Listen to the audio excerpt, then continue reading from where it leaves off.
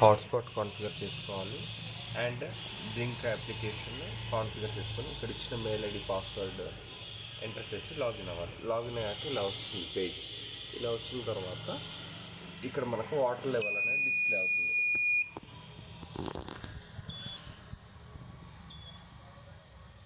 చూడండి full water. Okay, water level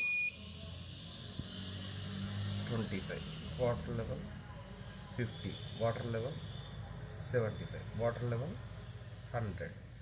so ఇలా మీకు కంటిన్యూస్గా వాటర్ లెవెల్ ఏంటి అనేది అప్డేట్ అవుతుంది. ఒకవేళ glucose level or water level. So ఒకవేళ అది ఎంటీ అయినప్పుడు ఆటోమేటిక్గా అప్లికేషన్లో డిస్ప్లే అవుతుంది, at the same time alert చేస్తుంది.